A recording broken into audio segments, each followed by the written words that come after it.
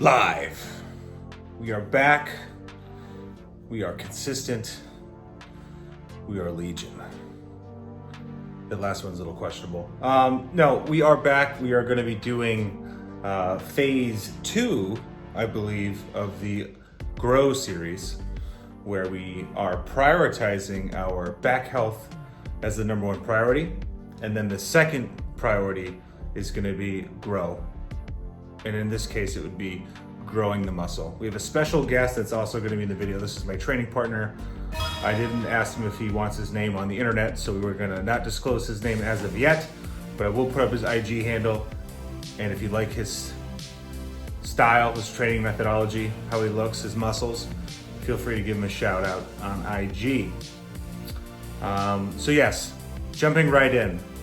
We started with our incline Smith machine presses, and what's to say here? I mean, ultimately, what's going to be different on this channel is I'm really going to highlight things that are going to help you not get a big, inflamed, painful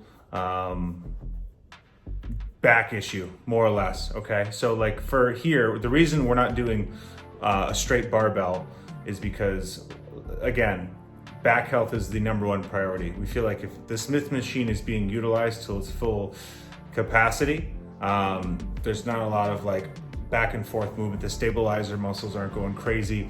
It allows you to progressively overload the bar without feeling like you're in any way, shape, or form gonna create some sort of like extra pressure on the disc. And we all know that extra pressure on the disc usually causes inflammation, soreness, and an inability to train the following day. So that's why we're prioritizing the Smith machine. Everything that we do today, I will highlight why we use this over maybe a standard practice, and we'll kind of go from there. I want to talk a little bit about rep ranges here. It's consistent, similar to our leg day video. We're trying to shoot for 10 to 12 reps, and we're progressively going up after each set. So what you guys will notice for the most part is that if we're able to complete 10 to 12 reps, we will up the weight. And we're not pyramiding down, we're simply just increasing the weight and trying to hit 10 or 12. Now, we'll take note of what we do the week that we're actually training, and then we will increase the weight the following week. And that's theoretically how the principle of progressive overload works. So you guys will be seeing a couple sets now of the Smith machine. Yeah, I mean, what's to say besides that? It's a great exercise, really allows you to target the upper pec, which seems to be the most, I don't want to say highly sought after muscle group on the chest, but it really adds that fullness and depth when you're posing. Whereas in general, if you're trying to get like a bigger chest, a lot of times like barbell flat or decline doesn't really do that upper pec justice. And I've noticed after, like 10 years plus of training that was an area that was severely lacking on my physique. So I'm really trying to prioritize it. That's why we started with upper chest, and I continue to start with upper chest for most workouts. Second exercise is gonna be a flat bench with, I don't think this is a Smith machine. This is just a machine, flat bench, and we are prioritizing having our backs fully taut, so when we press through the motion, we're getting a huge stretch in that chest area. You guys can see I'm pretty lean. This is the last day of low calories for me. So from Monday all the way till this Friday, I was on 1,800 calories leading up to that photo shoot I spoke about in the last video. So we're in the final stretch here. Calories tapered up for the weekend as they typically would. Almost as high as 2005, but this week was definitely a challenge being at 1800, 1900. You're looking at about 50 carbs in the morning, and it's typically around when you train, just to get the day like kicked off and ready to go. And for me, it's oatmeal. That's the easiest digesting thing that I can put down that is satiating and leaves me like feeling really good. Oatmeal, banana, throw in some strawberries frozen, super delicious. And then don't get the oatmeal with all the sugar and all that extra shit in there that's just carbs that you don't need. So going back to the actual press, as I said, you're getting a good stretch. You are pushing through the entire motion, none of this half rep shit. What I like to think about is getting that full lockout, but also getting that full stretch on the on this part of the movement. So I'm really stretching. My spine's retracted. Well, my shoulder blades are retracted, and then I push evenly throughout the entire motion. And I'm really prioritizing the pec, not trying to press it all with my shoulders, nothing with my triceps. It's just all through those juicy pecs in hopes that they will one day rise to the occasion, which, you know, it's a constant struggle. We'll see what happens. Hopefully when I'm not in such a steep caloric deficit. Third movement is gonna be chest flies. This isn't something that, you know, you guys have never seen in the gym, but I think it's just a great exercise. Again, like your back is assisted. I'm not using dumbbells. Pretty much most of, you know, this series is gonna allow for you to use most machines. You're gonna wanna kind of do away from barbell exercises if you feel like you have an inflamed disc. Also free weights as well. There's just so many variables that go into the movement that it takes away from the body part that you're actually trying to grow. So again, it's your priorities. Number one, back health. Don't inflame the L5 to S1 disc area or wherever your herniation is. Don't inflame that area. That's key number one. Key number two is focusing on the actual muscle that you're trying to get bigger, right? You want to look good, you want to look a certain way, but you don't want to compromise your training. And then third thing should be your time under tension, right? Are you hitting 45 to a minute, reps to set schemes? And then lastly, you're not making it easy, right? Are you doing progressive overload? Are you challenging yourself to hit those things by constantly going up? Are you taking note of how much you're lifting one week and how much you're lifting the following week? If not, then you are probably not maximizing your gains potential.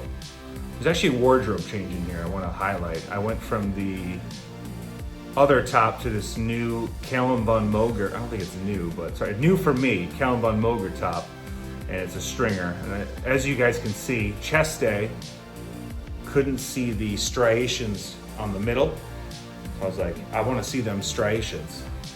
So I put on that stringer, got a little bit of blood, a little bit of vein action in the center of the chest. Can't really see it here, but when I do my posing, I'm starting to see a lot more veins in my chest.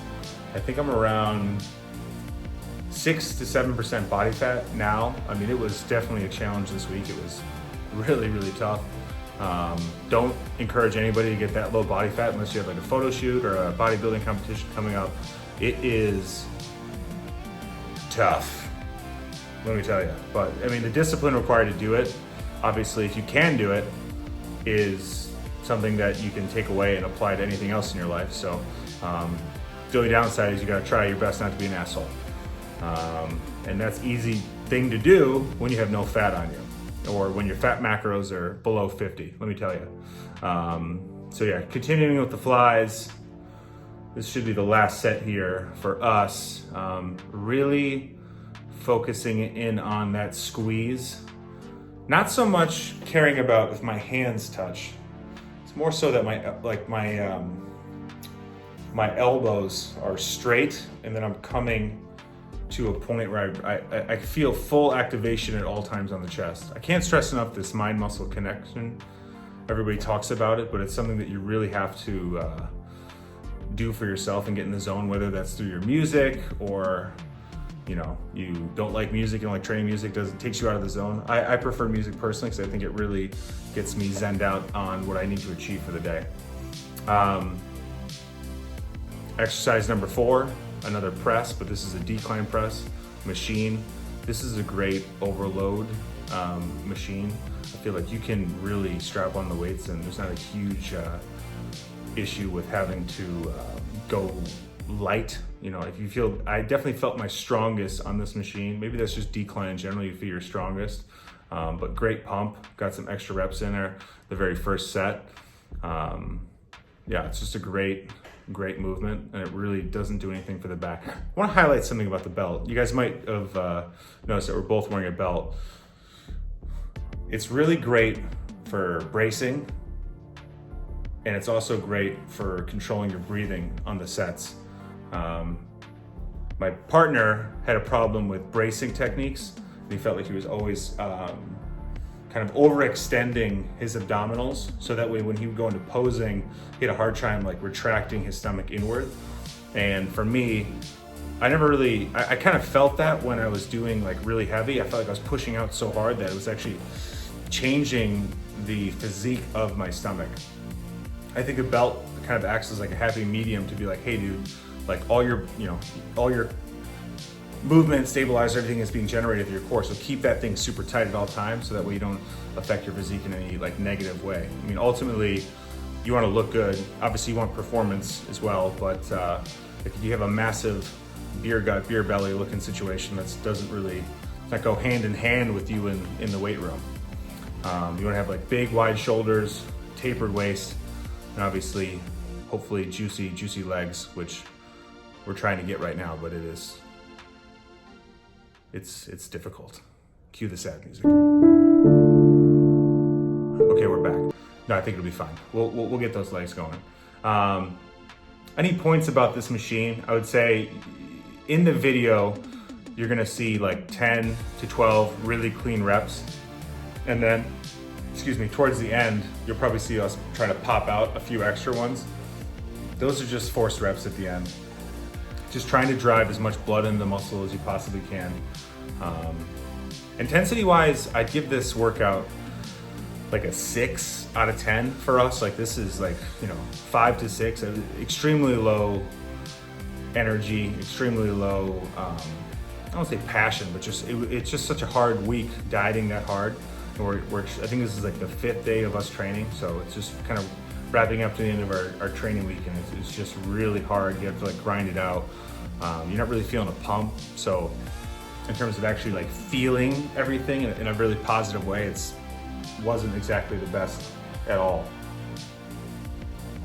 But obviously we got a job to do. We're trying to achieve a certain physique, and I have that photo shoot. So it's like the last little motivational drive was to, finish out strong. You want four different sets of chest, or 4 different exercises of chest, followed by 1 tricep movement. Typically, if it was a normal calorie week or caloric surplus, which I haven't had in about, I feel like I've been dieting for upwards of 12 weeks now. We would do probably like 4 chest and then 2 to 3 tricep and or shoulder exercises, and be totally fine the next day. So if you guys are in a surplus, you're feeling good, you're doing your cardio, you're eating enough, then it should be no issue whatsoever. So moving on to the final exercise, we have triceps. This is again assisted with a belt.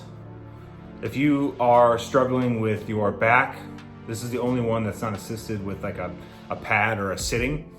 You're gonna be standing up and pressing downwards. This could trigger you a little bit. It has in the past for me, depending on how heavy I go. The heavier I go, the less I utilize my tricep. And if I utilize a little bit of back, I do get some inflammation. I do get some inflammation if I use a little bit too much back. So you can see like from a actual weight standpoint, we're only doing half the stack. It's nothing crazy, it's high rep, really trying to drive the rest of the blood that we can into the tricep. So it's not too bad at all for me. I'd recommend, if it is not so great for you, there is a seated variation of this tricep press down, which is quite nice. If you're into calisthenics, obviously like the dip bar, dip machine, assisted dip machine, those are all great exercises. If you can't just do your own body weight, you could throw that up on there. You could lay on, or you could sit on there with your knees and then do, the weight will act as like a counterbalance for you to lower yourself down. It's quite nice. Sometimes I use that as like a burnout. If I do just straight dips and then I need like a little bit extra blood drive, I'll do that. So that's pretty much it. Trying to think of this. Yeah, the actual exercises are gonna do 2 things for you, okay? It's gonna allow you to focus in on your chest, okay? It's gonna allow you to grow that muscle. Obviously nutrition, gotta factor that in there. Maybe I'll do a video on nutrition soon enough. but and it's not going to compromise your back. Whereas like your barbells, your dumbbells, your, in some cases, push-ups, push-up variations, those are going to be, could be a little tough on the old back. Depends on the situation, obviously, depends where you're at in your recovery. But if you stick by this guide of what you can do when you actually enter the gym, you're gonna see dual progress. You're gonna grow your chest and you're not gonna affect your back. Hopefully you're stretching. Hopefully you're doing the 5 best exercises that you can do to help a herniated disc, which is mostly body weight centric exercises. But you've progressed and now you're back in the weight room. This is like your go-to. Just make sure that the weights are low and controlled. That's the name of the game right now. When you get to like a stage 3 or 4 where you're feeling pretty good, there's not a lot of inflammation, you've got rid of all your anti-inflammatories, still taking fish oil obviously for the health benefits, then you can jump in and start increasing the weights. But that is our chest today. This is how we operate in our gym, and I look forward to creating another video for you guys. So far we've done legs, we've done chest, some of the harder ones, well, we've done back as well. Some of the harder ones are obviously gonna be like shoulder, biceps, and maybe some, I'll throw something in there. I'll throw in some goodies in there. But that's it for now. Thank you guys very much. Like, comment, subscribe, and try to watch the entirety of this video if you really wanna learn. See you next time. Bye-bye.